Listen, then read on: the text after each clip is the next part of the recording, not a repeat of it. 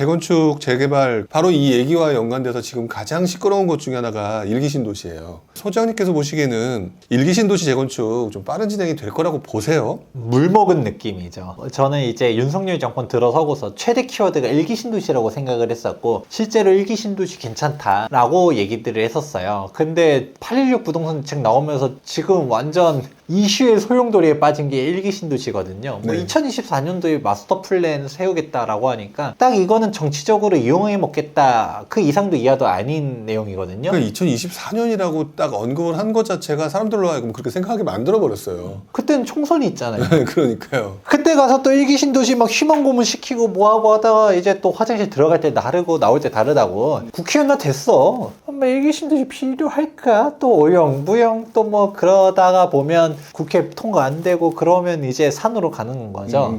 그래 버리면 이제 답이 안 나오잖아요. 그래서 저는 일기 신도시를 이 카드를 잘 쓰려고 하면 잘 쓸 수 있는데 왜 이렇게 할까? 관련해서는 조금 이런 말을 해도 되는지 안 되는지 모르겠지만 간해본다라고 생각을 해요. 원희룡 장관님의 실제 머릿속은 어떤지 모르겠지만 제가 봤을 때는 또 장관님 엄청 똑똑하신 분이잖아요. 과연 이거 모를까요? 알면서 하는 거라고 생각해요. 그냥 대책할 수 있는 국민들이 원하는 것들을 할 것처럼 말은 열심히 하고 실제 조금씩 풀어주는데 진짜 결정적인 거는 내가 풀어버리면 이 시장 상황이 이것 때문에 또 올라간다는 얘기를 또 듣기는 싫은 거죠. 이게 장관님 입장에서는 뭐 올라가는 것도 옳은 정책이 아니고 떨어지는 것도 옳은 정책도 아니에요. 그냥 잘 이렇게 가고 좀 더 좋은 상황은 급락도 아니면서 천천히 이제 횡착륙하는 거를 목표로 보는 거죠. 그러니까 여기서 시장을 자극하는 것들을 하기가 싫은 건데 그러니까 약간 이것도 그거죠. 안 하겠다가 아니라 할 건데 마스터 플랜은 2024년도 할 말들은 있겠죠. 그래도 이게 수립을 하면 어쩌고저쩌고 얘기하는데 저는 이 수립 관련해서도 하고 싶은 말이 실제 3기 신도시도 그 수립 그 2년씩 수립하지 않아요. 물론 저도 도시계획기사 자격증도 있고 그게 뭐 간단하다라고 얘기하는 건 아닌데 1기 신도시는 또 그렇게 계획 수립에 대해서 크게 건들 수 있는 것도 많지 않아요. 왜냐면 이미 용도들이 다 정해져 있기 때문에 방향성, 국제공모하고 이럴 것도 아니잖아요. 근데 솔직히 빨리 하려면 빨리 할 수도 있겠지만 뭐 수립이 진짜 뭐 그냥 단순한 주택 공급이 아니라 뭐 크게 1기 신도시의 완전 재생, 확장 이런 거를 위해서 잘 수립하겠다라는 걸 말리지는 않겠는데 근데 이 이슈를 제가 정치적으로 잘 활용할 수 있다는 얘기를 앞서서 해드렸는데 우리 장관님이 조금 간을 보다가 이렇게 가는 것 같다 얘기를 해드렸잖아요. 정말 똑똑했으면 저는 일단 질러야 된다라고 봐요. 저 이거를 잘 이용하면 저는 일기신도시 특별법은 그동안 공론화된 것들도 많았었고 통과될 가능성이 높다라고 봤는데 지금 산으로 가게 생겼으니까 지금 일기신도시 가격대들이 대선 이후로 오히려 올랐거든요. 다른 경기도권들은 박살날 동안 일기신도시는 오히려 올랐었어요. 근데 지금 그 희망이 팍 꺾이면서 착 다시 떨어지는 거잖아요. 그러니까 참 안담한 건데 근데 일기신도시는 그건 이제 두 가지로 봐야 돼요. 일기 신도시가 지금 이렇게 일단 된 상황이에요. 가격이 꺾였어요. 그러면 우선 이제 본질에 충실하자. 그러니까 1번. 본질에 충실하자라는 건 어떤 의미냐? 일기 신도시는 항상 두 가지 비판이 있었습니다. 첫 번째는 안전진단에 대한 비판이었었어요. 왜냐면 90년대 지어진 일기 신도시 어떻게 되겠냐? 80년대 지어진 뭐 목동이라든지 상계동, 중계동에 얘네들 다 떨어지는데 야 90년대 지어진 애들 네가 안전진단 어떻게 해? 리모델링 가는 이유가 뭐예요? D등급이 안 되니까 리모델링 갔던 거잖아요. 안전진단에 대한 부분들이 항상 쟁점이었는데 일단 이거는 해결이 된 거죠. 이거 제가 얘기 드렸잖아요. 2차 안전진단 적정성 검토를 선택사항으로 만들어버리면 제가 앞서서 얘기 드렸잖아요. 2차 정밀안전진단 적정성 검토를 지자체장의 선택사항으로 하게 되면 이게 실행이 될까요? 안 될까요? 못하겠죠. 못하겠죠. 그러면 D등급은 쉽게 나와요. D등급 자체에 대한 요건도 구조안정성 비중을 하향시키게 되면 더 쉽게 나오겠죠.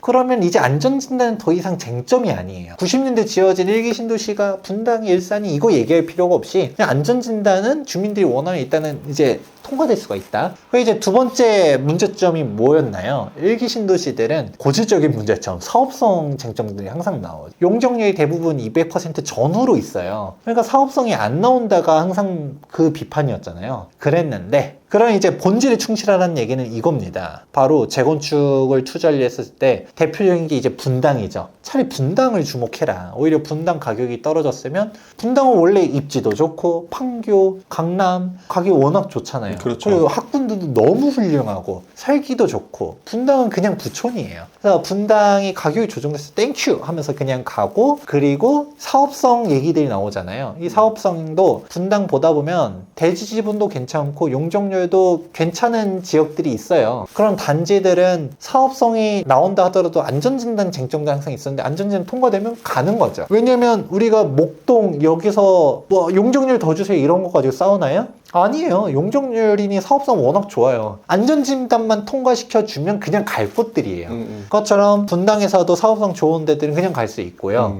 근데 좀 더 보게 되면 우리가 사업성이라는 거에 너무 매몰될 필요도 없는 게 이 재건축 같은 경우는 결국은 이거예요. 내가 공사비를 부담한다 하더라도 완공됐을 때 신축 아파트 가격이 그만한 가치가 있다라고 하면 가는 거예요. 대표적으로 1대1 재건축의 대명사가 동부이천동의 레미안 첼리투스죠. 첼리투스가 분담금만 6억 넘게 냈거든요. 그렇게 내도 완공됐을 때 가치가 있다라고 생각하니까 간 거잖아요. 네네. 그러면 여기서도 결론은 분당인 거예요. 왜냐? 분당은 바로 옆에 이제 판교라든가 아니면 성남의 신축 아파트 가격대들이 보여지니까 분당의 신축이 되면 얼마가 될 것이라는 게 눈에 보이잖아요. 그건 사업성이 안 나와. 일반 분양 세대가 많지 않아. 근데 여기서도 아우 뭐 잘 모르겠네. 그냥 우리는 쾌적하게 가자. 1대1 재건축을 가자. 라고 해도 분담금을 뭐 조합원들이 뭐 6억씩 뭐 그렇게 낸다 하더라도 6억 7억 내도 우리는 그 가치가 있다라고 하면 가는 거예요. 그러니까 그런 것들을 갈 때들은 가는데 근데 이거 역시도 분당이라는 거죠. 왜? 비교 대상이 명확하게 있는 데가 분당이지 당장 우리가 분당 외로 그나마 이제 다음으로 비싼 지역이 평촌이죠. 근데 평촌도 비싸지만 사실 평촌 주변의 신축 아파트 가격이 그렇게 세진 않잖아요. 그러니까 평촌 주민들 입장에서는 우리가 1대1 재건축을 해도 이게 될까에 대해서는 의문이 있을 수밖에 없죠. 그렇게 말을 하는 사람들도 많지 않을 거고 그러니까 당장 평촌은 재건축 얘기도 많지 않잖아요. 네. 리모델링 얘기나 조금 나오는 정도죠. 이제 평촌 이하는 솔직하게 말하면 사업성이 나오지 않는다라고 했었을 때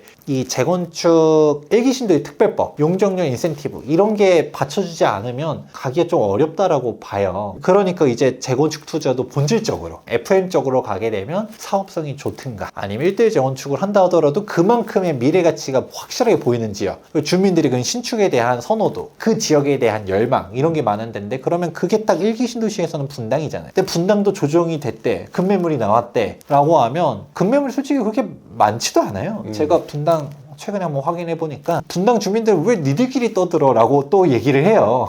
우리는 살만해. 왜 니들끼리 분당에 살지도 않는 것들이 왜 맨날 그러냐 라고 하는데 네네. 근데 분당 투자자들 입장에서는 이제 김 빠져서 던지는 매물들 아니면 분당 내에서도 시점에 따라서 결국 팔아야 되는데 조금 대책 나오고 팔까 하다가 실망 매물 이런 것들이 오히려 위기의 기회로 분당은 그냥 살아도 좋은 동네잖아요. 꼭 재건축이 아니라도 좋은 지역이에요. 그러니까 잘 그렇게 가볼까? 그리고 좀 이래저래 길게 볼 거면 차라리 역세권 일기 신도시 특별법이 만약에 통과된다라고 하면 저도 그런 공부들을 했지만 도시계획 기사 자격증도 있고 근데 이런 설계를 할 때 그런 수용 용량, 도시 인프라 이런 것들을 고려했을 때 꼭 저를 떠나서 많은 이제 도시계획 전문가분들이랑 얘기해 보면 용적률 500%를 일률적으로 절대 못해요. 그렇죠. 그 도시 기능이 마비되기 때문에 그러면 어떻게 할까요? 역세권 중심적으로 할 가능성이 매우 높아요. 물론 오피셜은 아니죠. 뭐 오피셜은 지금 할지 안 할지도 모르잖아요. 그러니까 그렇게 가면 이래저래 편하게 역세권에 사서 가지고 있다가 그냥 그러다 나중에 호재가 터지면 쭉 올라가고 이렇게 오히려 조정됐을 때 들어가고 거기 가고 오히려 어중간한 데를 가기보다는 싼 맛에 가려면 일산, 중동, 삼본 이런 데 가는 것도 괜찮죠. 지금 가격 좀 조정돼서 뭐 2, 3억으로 중동은 더 급매물 같은 1억대 중반으로도 이제 다시 갈 수 있어졌거든요. 원래 2억 이상은 다 필요했다가 네네. 그런 데들을 1억 중반에 샀다가 이래저래 또 지금 원희룡 장관이 뜨거 하고 있잖아요. 이렇게 격하게 반응할 줄 몰랐다가 뜨거 하니까 또 대통령께서도 야, 너 뭐 하는 거야? 빨리 추진해. 라고 얘기하잖아요. 그러고 뭐 오히려 구경하던 민주당 입장에서 이거 호재인가? 해가지고 비판하잖아요. 이렇게 김동연 경기도지사는 우리가 하겠다라고 하고 오히려 이슈를 민주당에서 선점할 수도 있는 건 거죠. 괜히 주객 전도돼서 민정이 우리는 특별법을 추진하겠습니다 라고 해버리면 이슈가 뺏기는 거예요. 네, 맞아요. 그렇게 차라리 전 했으면 좋겠어요. 오히려 민정이 프레임 싸움에서 먼저 잡는 거죠. 그래요. 왜냐면 누가 하던 일기 신도시 주민들 입장에서는 어떻게든 추진되는 게 쟁점이잖아요.